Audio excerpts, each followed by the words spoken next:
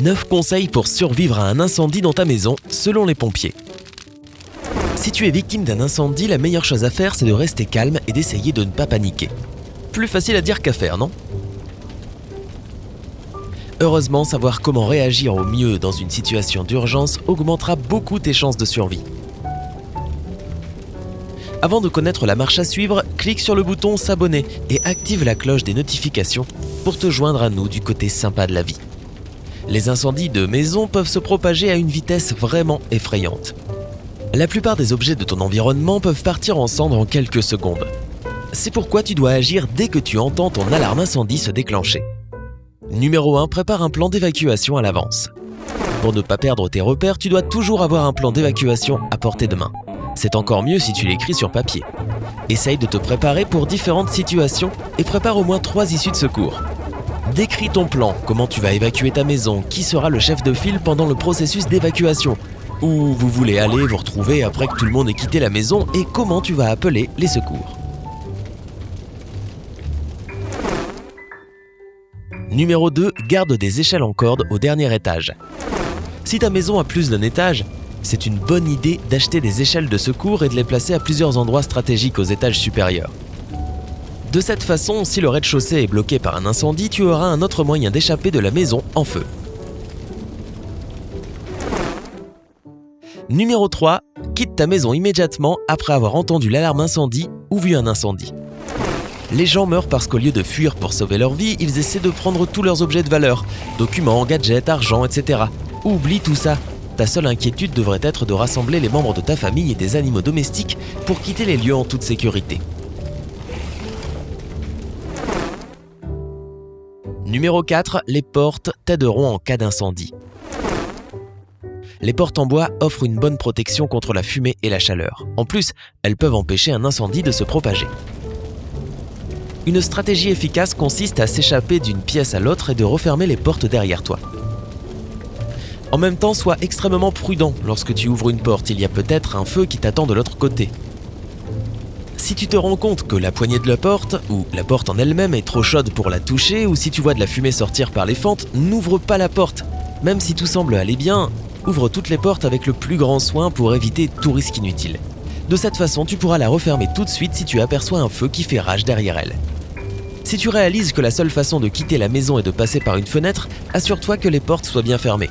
Un courant d'air qui rentre par une fenêtre ouverte peut aggraver un incendie en quelques secondes.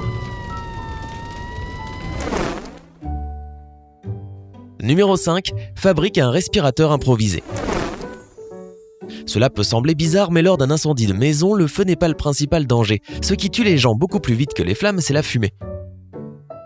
La fumée est un puissant irritant pour le nez, la gorge et les yeux, et son odeur est suffocante. Si tu respires de la fumée, elle peut causer des dommages irréversibles à tes poumons. N'oublie pas que la fumée dans un incendie est toxique, car les objets en feu dégagent des gaz nocifs. Une fois que tu commences à inspirer de la fumée, ton corps cesse de recevoir suffisamment d'oxygène. Selon la chaleur et la densité de la fumée, les gens perdent généralement conscience et meurent de lésions cérébrales en 5 à 15 minutes. C'est pourquoi il est de la plus haute importance de savoir comment tu peux te protéger de la fumée. Si la situation le permet, tu peux bricoler un masque à gaz qui agira comme respirateur. Prends une bouteille ou un contenant en plastique assez grand pour couvrir ton visage et coupe le fond. Ensuite, découpe une ouverture en forme de U pour ta tête sur l'un des côtés. Ne le fais pas trop grand, sinon le masque ne sera pas assez serré et la fumée rentrera dans tes yeux et ton nez. Prends une éponge de cuisine et mouille-la avec de l'eau. Pousse ensuite l'éponge dans le goulot de la bouteille pour servir comme dispositif de filtration. L'étape finale consiste à enlever le couvercle de la bouteille. Ce respirateur n'est pas parfait, mais il te donnera un temps précieux pour sortir de la maison. Si tu n'as pas le matériel nécessaire à portée de main, place un chiffon humide ou un vêtement de façon à ce qu'il couvre à la fois ta bouche et ton nez. Malheureusement, cette méthode laisse beaucoup à désirer. Cela ne te fera pas gagner plus de quelques minutes supplémentaires. Mais même ainsi, ces minutes peuvent changer complètement la donne.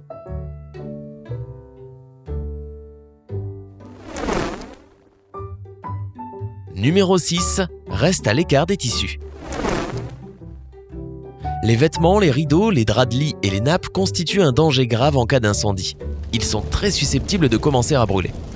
Si tu as le temps, enlève tes vêtements faits avec des matières synthétiques. Lorsqu'ils prennent feu, ils fondent et collent à ta peau, ce qui cause de graves brûlures. Essaie de les remplacer par des affaires en coton ou en laine.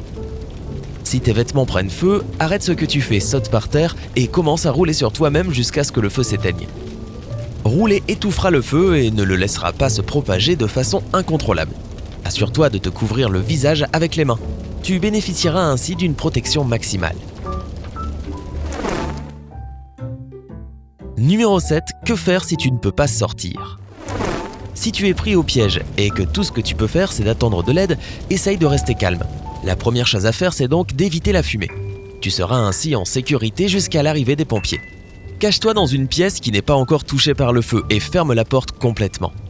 Utilise des chiffons, des torchons, des serviettes, des vêtements ou du ruban adhésif pour couvrir toutes les ouvertures et les rentrées d'air autour de la porte. Fais de ton mieux pour empêcher la fumée d'entrer. Numéro 8. Appelle à l'aide si tu es piégé à l'étage supérieur. Essaye d'atteindre une fenêtre qui donne sur la rue ou sur d'autres bâtiments. Prends quelque chose de blanc, un drap ou une serviette, et accroche-le sur le rebord de la fenêtre. Lorsque les premiers secours arriveront chez toi, ils sauront où tu te trouves et ils verront que tu as besoin d'aide. Après avoir fini cette tâche, ferme immédiatement la fenêtre, sinon le feu sera attiré vers l'oxygène frais. Numéro 9. Si tu n'es pas trop loin du sol, essaye de t'échapper par une fenêtre. S'il n'y a pas d'autre solution que d'utiliser une fenêtre au 2e étage comme issue de secours, cherche un rebord. S'il y a un rebord sous la fenêtre, monte dessus de façon à faire face au bâtiment. Tu dois alors te suspendre au 2e étage pour être plus près du sol. Tes chances de sortir indemne de la chute seront beaucoup plus grandes. Cependant, si tu es piégé quelque part de plus haut qu'un 2e étage, tu ferais mieux de rester là où tu es. Ferme la porte, prends les mesures nécessaires pour empêcher la fumée d'entrer dans la pièce, couvre ton nez et ta bouche et attends les secours. Prends ta sécurité très au sérieux. Plus de 2500 personnes meurent chaque année dans des incendies de maisons et environ 12 000 sont blessées. Cela signifie qu'en moyenne, 7 personnes perdent la vie chaque jour à cause d'incendies domestiques. Assure-toi que ta maison est équipée de détecteurs de fumée qui fonctionnent. Vérifie-les régulièrement, de préférence une fois par mois, et remplace les piles 2 fois par an. Procure-toi un extincteur pour chaque étage de ta maison. Ces précautions pourraient te sauver la vie un jour. Connais-tu d'autres choses importantes à savoir qui peuvent te sauver la vie si tu es pris dans un incendie ? Raconte-nous dans les commentaires ci-dessous. N'oublie pas d'appuyer sur le bouton j'aime, partage cette vidéo avec tes amis et rejoins-nous du côté sympa de la vie. À bientôt!